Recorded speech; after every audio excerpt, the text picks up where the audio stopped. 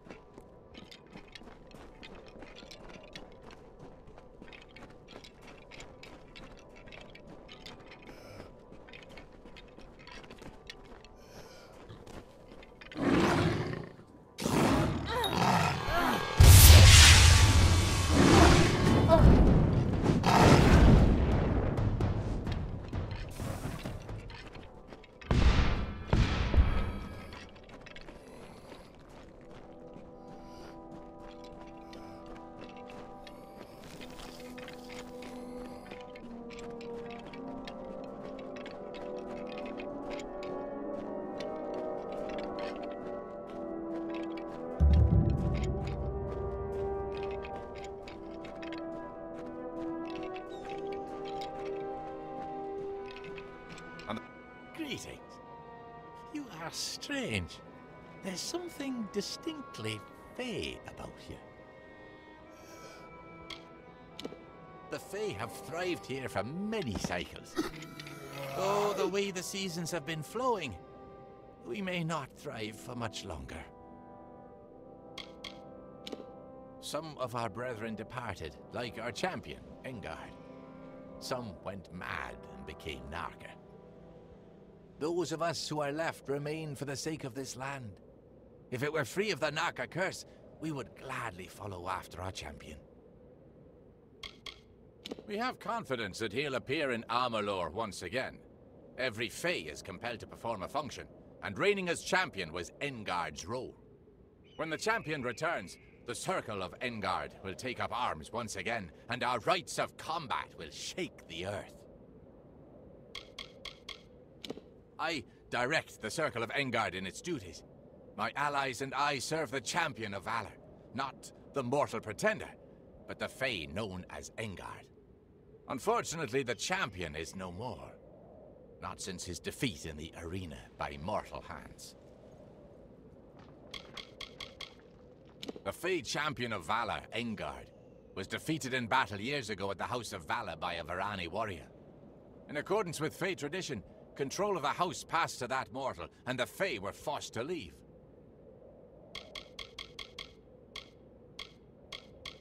They are our brethren, afflicted by the same curse as the Almain Allard. Left untreated, the curse alters the mind and role of the afflicted. We term these brethren Narka, and you'll find them wandering the desert of Ulcerund, attacking any that come near. They cannot tell friend from foe. It'll take some time before it's safe to walk the sands without a resolution to this dilemma.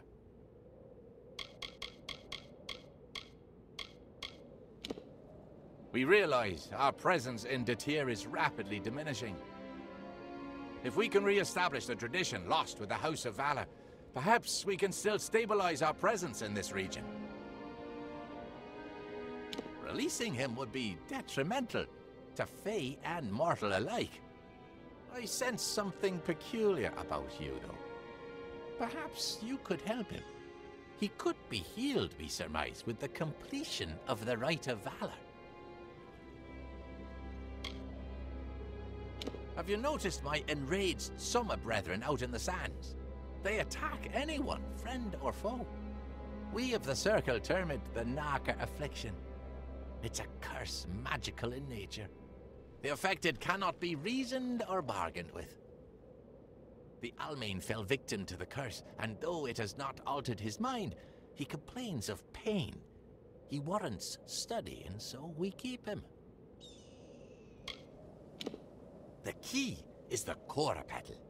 The regenerative properties of the petal can cure the Almain. You'll find it on the vessel of the Guardian of the Caverns, the Cora Thresh. The Rite of Valor will awaken the Guardian, which has lain dormant in this long winter. Defeat it, and the petal can be plucked from its vessel. Head to the Caverns of Ingress at the base of the Great Spine. There are 3 Erathi sigil stones within. They are marked by a waterfall, a pillar, and a tree. Activate them in that order. Each stone will curse you. Once the last stone is activated, a beast of many vines will challenge you in your weakened state. Defeat it, and bring the Cora Petal to us. You must activate 3 sigil stones within the Caverns of Ingress. They're marked by a waterfall, a pillar, and a tree. Each stone will lay a curse upon your vessel when activated, and summon opponents to face in your weakened state. At the rite's end, a beast of many vines will appear to challenge you. Defeating it will permanently remove the curses. You must retrieve the Cora Petal from the Caverns of Ingress. Complete the Rite of Valor, and you will awaken a beast of many vines. Find it, defeat it, and pluck the Cora Petal from its vessel. We have waited long for the champion to return. We wait still.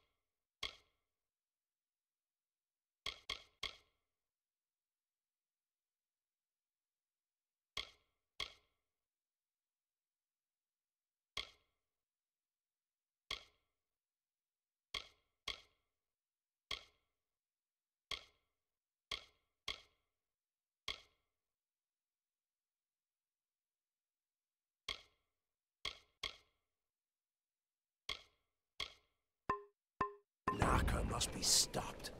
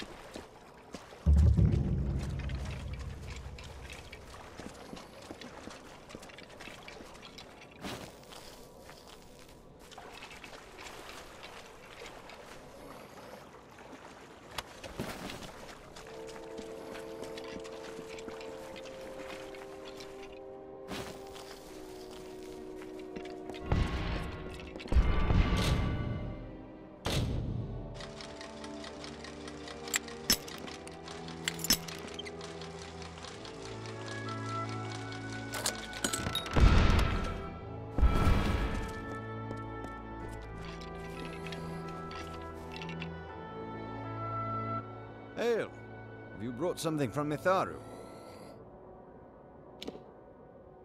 It's wonderful, if only because Mitharu has blessed it with his presence. I heard word of this shrine from her, followed her all the way from Dalentarth. I've not trained anyone since coming to the desert, but very well. Any money I make will benefit Mitharu, so I will teach you.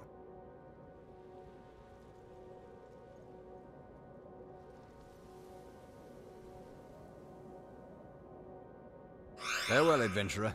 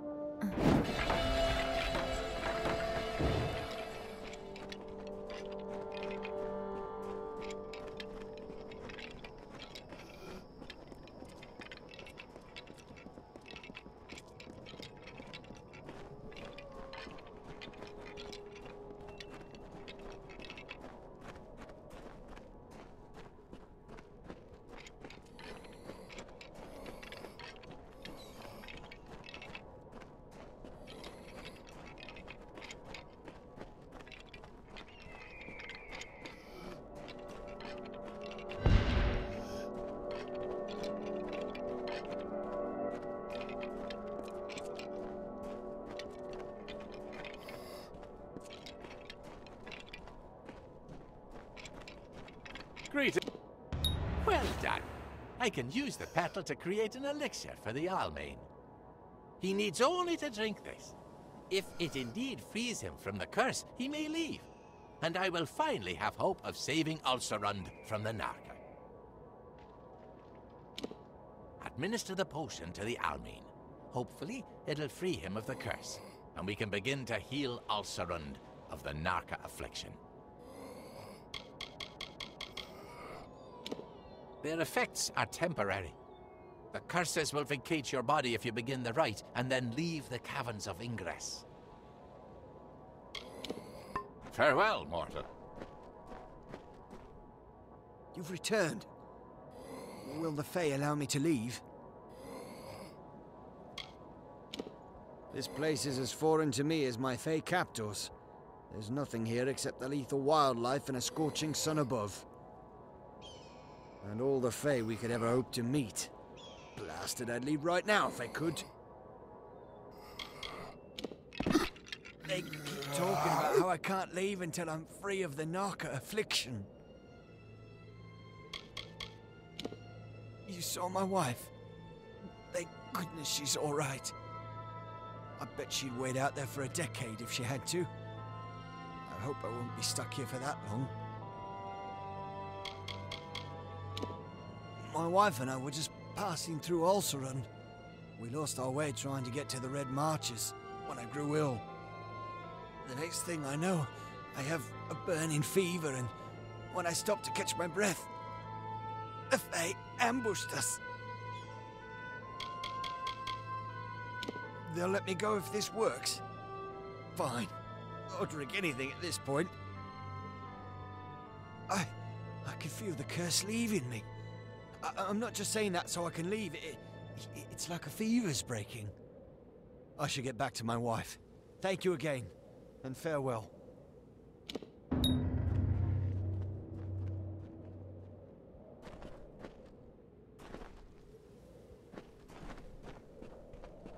The Narca must be stopped. That was impressive. Our success with the Almain bears great portent for Ulcerund. If a mortal can be cured, then maybe a Fae can as well. I believe that you could survive a journey through the Fellfire Pit. Will you help us with another task? Ulcerund is among the last Fae lands untouched by mortal civilization. But it is not without its difficulties. Some of our brethren have fallen to a curse that renders them feral and frenzied. My brethren and I make up the Circle of Engard. We seek to restore the Fae rights lost when the mortals took the House of Valor. The Circle is holding vigil, waiting for the champion to return.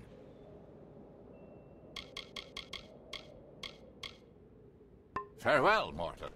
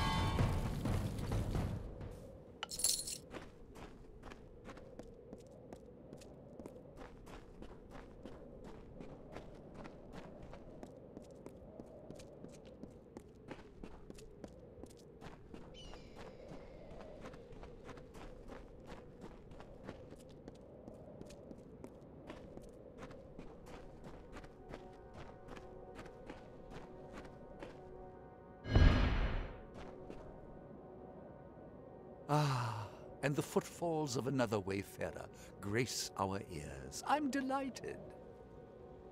I don't suppose you're traveling through Galette, are you? If so, I would not look too hard for anyone. There is not much left to find. Yes, we are pilgrims of a sort. Missionaries might be a more appropriate label. We serve our God and follow his will. It was quite a miracle. A number of my order, all drawn by common faith, came to the village, and we showed them salvation.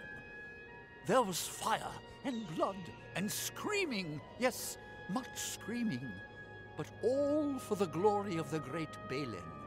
Praise be to him.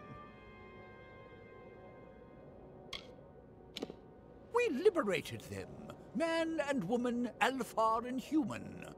We have delivered them to Balin, to his paradise.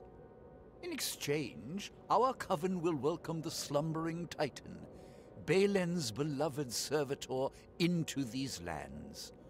But would he not? For right now, we will show you paradise.